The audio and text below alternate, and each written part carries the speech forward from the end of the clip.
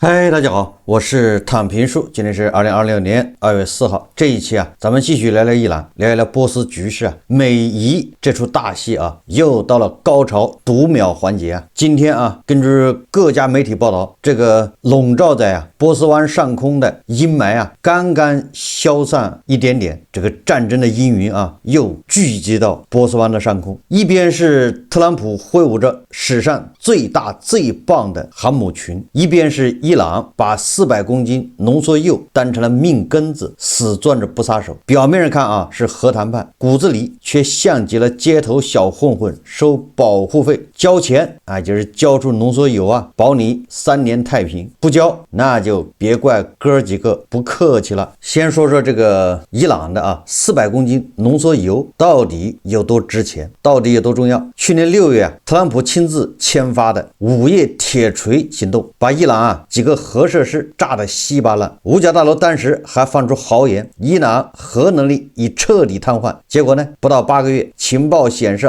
德黑兰不仅把离心机给修好了，还在地堡里偷偷的传出了这400公斤接近武器级的浓缩铀。这不光是技术牛更是一记响亮的耳光，直接扇在了特朗普的脸上。炸弹能摧毁厂房，但炸不掉伊朗人脑子里的知识和骨子里的倔强。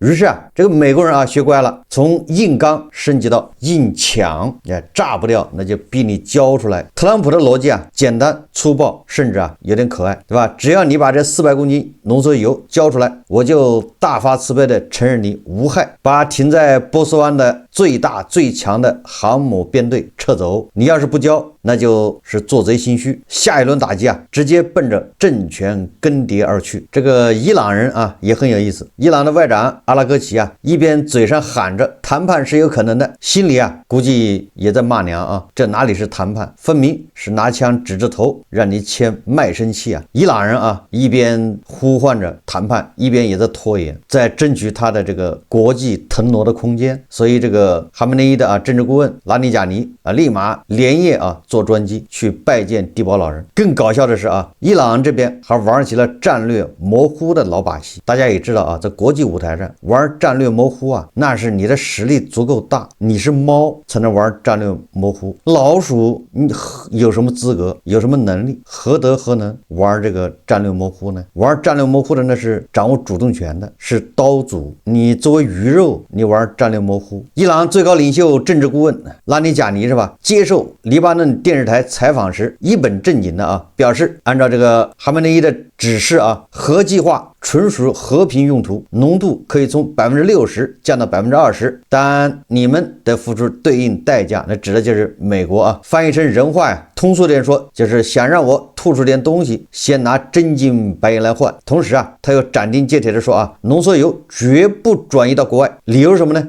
他的理由也让人哭笑不得说我们现在这个浓缩铀不可能转移到国外的，因为前一阵子不是有媒体传言吗？地保老人建议把伊朗的浓缩铀送到俄罗斯去保管，这样让特朗普放心。结果这个拉尼贾尼公开说那是不可能的，我们根本就不打算把浓缩铀转移到国外，不是不想，是没办法。你说说，你还拿他没脾气，怎么个没办法呢？他说还不是你们以色列美国2025年6月搞的那个12日战争你把我们那个地堡给炸塌了，浓缩铀还在那个地堡里面，在那废墟里面埋着呢，谁爱要谁去挖。所以这个伊朗人这个老狐狸一句话把球就踢了回去。什么意思就是库存数量这个浓度，抱歉我都不知道，因为在废墟下埋着呢，到底有多少我也不知道，没人知道。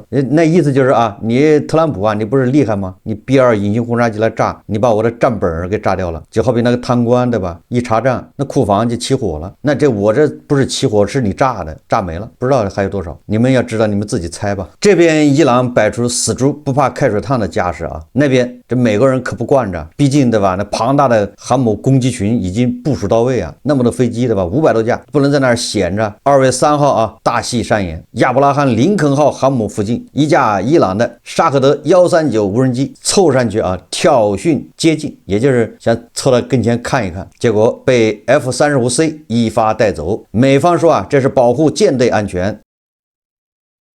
伊朗说我们只是在公海合法侦查，这是我们家门口的吧？我想看哪儿看哪儿。无人机失联，但照片传回来了。这伊朗人说的啊，虽然我们无人机不知道到哪儿去了，不清楚，但是失联之前传回了宝贵的照片。那照片是什么呢？伊朗人也没说，估计是美国航母的尴尬的表情包啊。几个小时以后啊，霍尔木斯海峡又上演一出伊朗快艇，就是炮艇呢加无人机围堵美国油轮的好戏。也就是把美国那个海军啊三角洲部队围困俄罗斯的那叫贝拉1号，这一幕他也上演一把，他先效仿啊美军啊扣押这个俄罗斯的贝拉1号这个剧本，结果人美国人还是对吧，跟普京还是不一样。这个美国的啊麦克福尔号驱逐舰及时赶到，不然呢这艘油轮差点就被请去德黑兰喝茶了，要请到德黑兰去谈话呀。实际上大家都知道啊，这个越在紧张的时候啊，伊朗人一边喊着不要误判，不要误判，就是不要动手打，一边啊采取这种低成本的试探，就看看美国人底线在哪里，这美国人是不是真的要打，这嘴上喊着求饶，别打别打，不要误判，下面派飞机去侦查，对吧？然后就骚扰他的油轮，看看美国人的反应是不是真的这么绝情。所以说啊，这种低成本的试探简直是伊朗目前最高智慧啊，已经发挥的淋漓尽致。作为一个老鼠啊，对吧？他还看那猫到底是真的要吃它还是假吃它，所以去捋一捋那猫的胡子胡须，对吧？趁猫不注意挠猫一下，就这意思啊。被击落无非损失一架无人机，也没有人命，不试探又显得太怂，对吧？对国内盘盘们没有办法交代，所以这一下好交代了。你看，对吧？咱们派无人机照样骚扰这个美国当今世上最强大的航母舰队，双方都留了台阶，谁也不想因为一架无人机就把全面战争的引线点燃。毕竟啊，伊朗手里号称啊还有近3000枚弹道导弹，能让以色列和美军基地瞬间变成烟花。美国手里有航母 F-35、钻地弹和萨德系统，谁先动手谁就得掂量掂量后院会不会起火。谈到后院啊，那这个正义联盟的大哥大二哥，对吧？熊大熊二两位老铁啊，最近在伊朗这个问题上集体哑火。美国国会山报直白写道啊，别指望中俄救伊朗。道理其实很简单，伊朗现在就是一副扶不起的阿斗模样，内部教权派和世俗派掐得你死我活，经济崩溃到大巴扎商人都罢市，本币里亚尔贬值的像废纸，外部代理人网络，也就是所谓的抵抗之狐啊，已经形同虚设，快散架了。叙利亚的阿萨德、巴沙尔倒台，抵抗之狐成了一个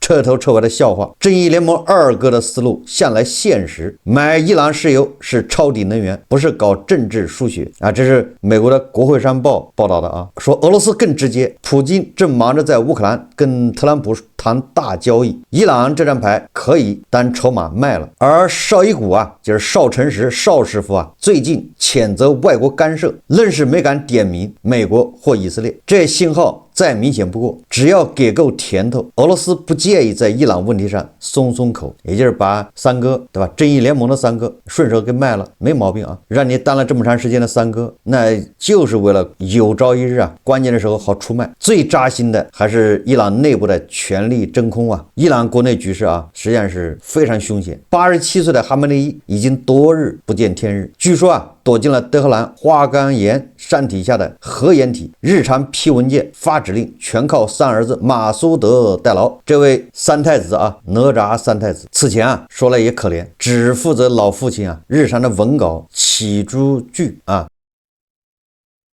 这就是什么？就负责给他整理这个哈梅内伊的这个作品、文献、重要指示啊，然后日常生活就给他记录这玩意的，只负责整理老爹书稿的隐形王子，突然成了一个实质监国，成了一个最重要的对外通讯的渠道。也就是这个马苏德啊，一下就掌握了这个信息。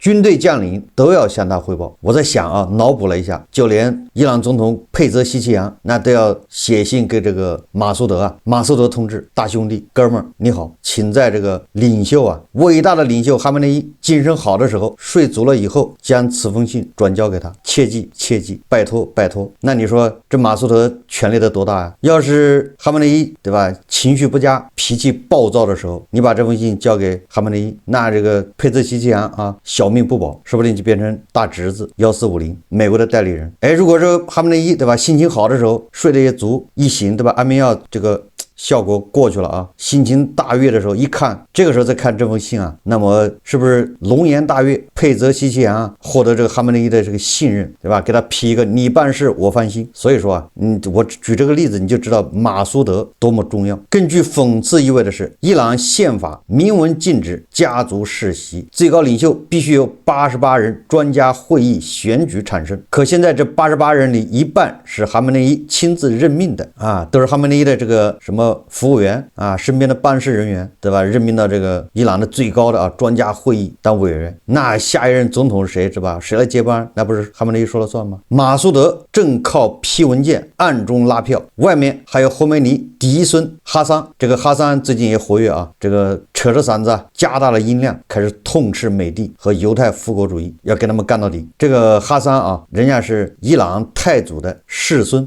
孙子，圣伊的光环拉满了。那这个有可能是马苏德的一个竞争对手。还有议长卡里巴夫，那这个人是革命卫队的铁腕，强硬派信仪的人选。还有前总统鲁哈尼，那这个人是改革派代表主张跟西方混合。你要不把鲁巴尼给弄死，那鲁巴尼在西方得势的时候，那这个人就要上台。当然了，你如果把鲁巴尼给弄死了，那会出来一个别的亲西方的人，也就是亲西方的势力一定会找到一个人聚集在他的麾下。那这个人现在是鲁哈尼，你把鲁哈尼除掉了会别人。所以目前这个马苏德现在是在跟这个三强争锋这是伊朗内部这个权力更迭目前的一个局势。那么美伊核协议这个和谈3种剧本正在暗中赛跑。第一种呢，就是波斯普京模式，军方加保守派强推卡里巴夫，伊朗直接进入战时体制，核计划踩油门，中东火药桶瞬间爆炸。第二个呢，就是微型新共治，什么意思呢？就是哈桑，也是那个侯梅尼的这个孙子和佩泽西齐扬现总统组联合阵营，用这个圣伊血统换改革空间，慢慢重启核谈判。但这个伊朗的伊斯兰革命卫队那就成为一个掣肘的这么一个力量。第三种就是叫垂帘听政闹剧。什么叫垂帘听政呢？就是马苏德当顾问，哈梅内伊幕后遥控，结果宪法危机引爆街头革命，神权体制直接玩崩。无论哪条路哈梅内伊都清楚，神权最大的敌人从来不是美国的导弹，也不是犹太复国主义，而是权力世袭这4个字对宗教合法性的腐蚀。街头的涂鸦已经写得明明白白，父亲给儿子留王冠，真主给信徒留火狱。这是伊朗国内目前的局势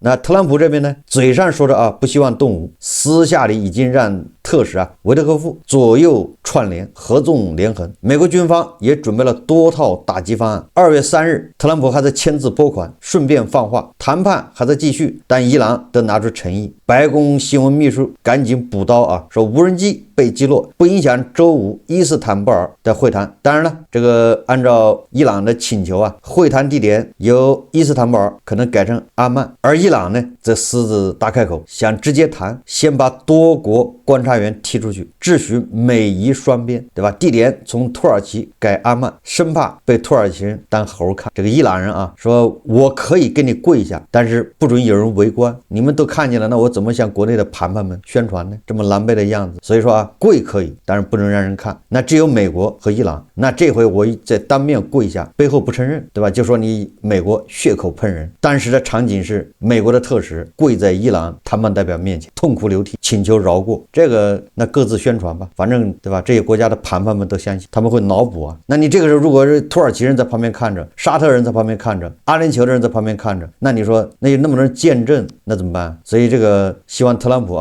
也能理解伊朗的神棍政权的这个看似无理的要求，实际上非常合理。其实挨打可以，但不能告诉别人。这个以色列那自然不爽。根据媒体报道内塔尼亚胡跟美国总统特使维特科夫开了3个多小时的会就在2月3号直言伊朗承诺不值得信任，要求把导弹和代理人问题全塞进谈判的篮子。美国在中东狂撒防空网，萨德系统从胡德堡紧急空运到沙特和约旦，爱国者导弹从日本加手纳、布里斯堡、胡德堡源源不断运来。过去2周 C-17 和 C-5 运输机光从中东方向就飞了110架次，那都运了多少东西来这阵仗活像要打一场中东版的钢铁风暴。说到底这场美美伊的博弈啊，核心从来不是谁更强谁更硬，而是谁更怕输，就是谁更输不起。伊朗的神棍政权啊，交出浓缩铀那是慢死，就是自废武功啊，就是自宫啊，随时挨第二刀。攥在手里呢，那叫险身。什么叫险身呢？随时可能被炸，又被炸成渣子。这是伊朗啊，他这个面临的这个困局啊。当然对特朗普来说呢，打是爽一时，会造成中东再陷泥塘，油价爆炸，选民骂街；不打呢是憋屈一世，又要被人嘲笑为纸老虎，对吧？又要被很多谈判们认为啊，这是正义联盟的再一次胜利。在大哥二哥的威慑之下，特朗普尿了怂了。大哥二哥万伊朗运送了神秘武器，美军林肯舰队啊顿时尿了。美军的这个 F-35遭到不明电子干扰，顿时失灵，对吧？这样的传言就甚嚣尘上，反正盘盘们都信了，盘盘们喜欢这样的新闻啊，就是熊大熊二吊打美帝，各种花式虐美帝啊。你特朗普要不敢开枪啊，那绝对的后面就是这样的报道。林肯舰队夹着尾巴逃跑了，灰溜溜的啊离开了波斯湾。那现在双方啊就像两块被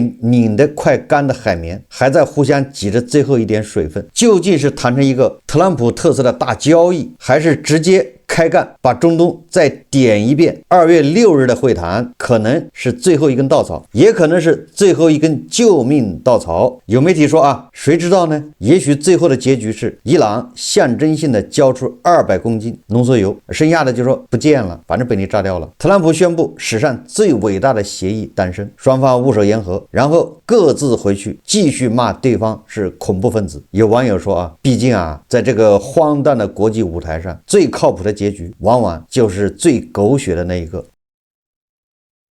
这个就是啊，截止到现在，综合各大媒体的报道啊，伊朗和美国的这个核谈判、核协议啊，中东的局势目前就这么一个现状，在打和不打之间，一切皆有可能。打和不打，我觉得啊，恐怕特朗普本人到现在也没有这个下定决心。那当然了，美国军方已经做好打的准备，周边国家都在做打的准备，关键要看伊朗这次投降的彻底不彻底。实际上啊，关于伊朗的局势啊，伊朗目前是内外交困。我们看一看国内的媒体，二哥家的喉舌是怎么说的。2020年2月2号，经济观察报刊登一篇报道，叫伊朗内患附体，危机当前。文章的开头就说啊，伊朗最高领袖哈梅内伊露面了。1月26日，一家欧洲电视台报道说，哈梅内伊已转入德黑兰一处加固地堡，以躲避美国和以色列可能发起的斩首行动。不到1周时间，1月31日，哈梅内伊出席了在德黑兰举行的伊朗伊斯兰革命胜利47周年纪念活动，并向民众发表讲话。他的讲话透露了3个信息：第一，将前不久发生的全国性抗议和骚乱定性为美国和以色列在背后支持的政变，并称政变已被平定。第二，将参与抗议的青年学生定性为误入企图者。我给翻译一下啊，就是不明真相的群众啊。这么一说，大家就明白了啊。哈梅内伊说啊，看到这些鲁莽轻率的年轻人受害，令人心痛。第三，预言类似的情况还会发生。综合西方媒体的报道，美国、欧洲、以色列等国有关部门对于伊朗有一个基本判断：目前伊朗正处于1979年以来最弱的时期，换言之，正是推翻伊朗现政权的最佳时期。按照西方媒体的推论模式，现在的伊朗之弱体现在2个方面：经济濒临崩溃，政权岌岌可危。在笔者看来，伊朗的局势可以分为危机和内忧2个部分。如果迫在眉睫的危机不能有效应对，就有可能导致经济崩溃、政权崩塌这样的极端结局。至于内忧，则是2个利益集团已成尾大不掉之势，极难根除。这是国内媒体啊，他认为啊，伊朗现在面临的外患，那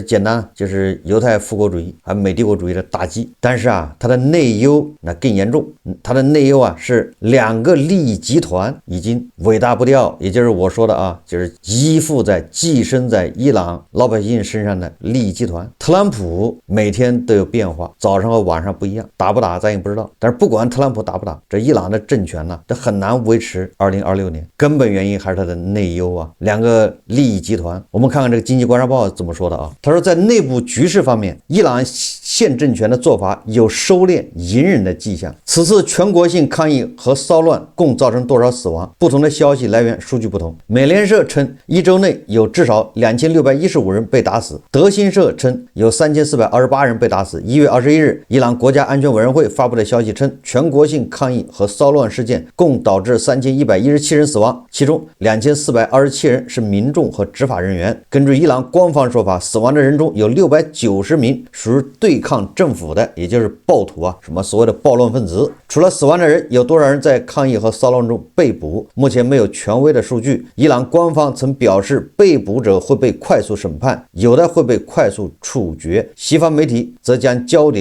对准了一位26岁抗议者埃尔凡·索尔塔尼，这个人就是被快速审判的，原定1月14日被处决。在西方媒体报道了这个人判决结果，西方国家向伊朗施加了压力之后，处决被推迟。最新的报道啊，这个人到现在没死，好像放了。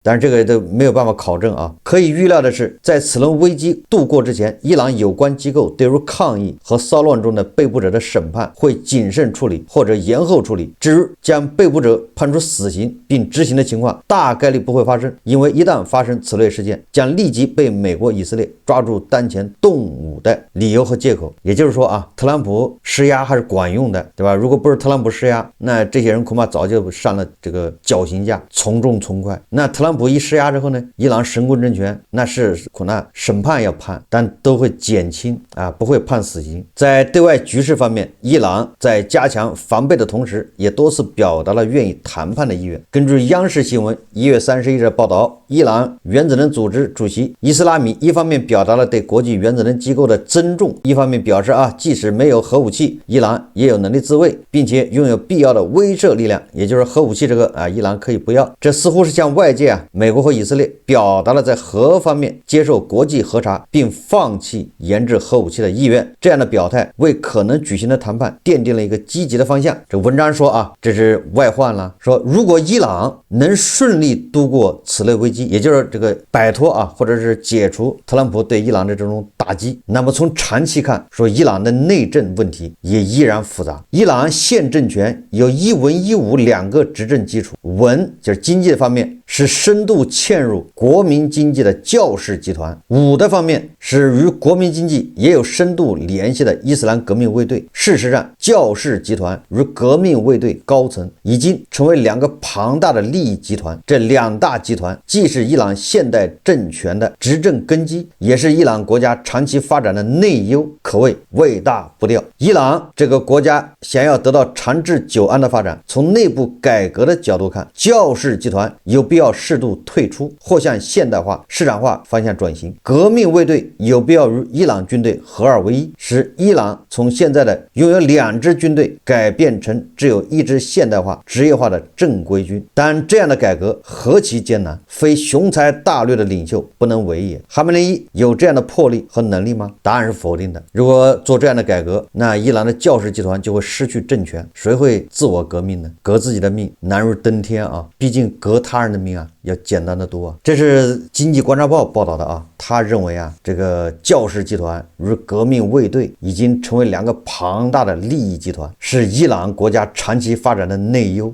尾大不掉。大家也知道啊，作为正义联盟二哥喉舌这样评价伊朗的政权、伊朗的体制也很有意思啊。可见二哥是不是也对伊朗的现政权也是不感冒呢？我还是那句话啊，不管特朗普打还是不打，这个伊朗的神棍政权也扛不过2026年。神棍政权啊，早结束，伊朗人民早受益啊。好，这期节目咱们就聊到这里，感谢大家收看。如果喜欢我的节目，欢迎订阅转发，也可以在下方留言评论，谢谢大家。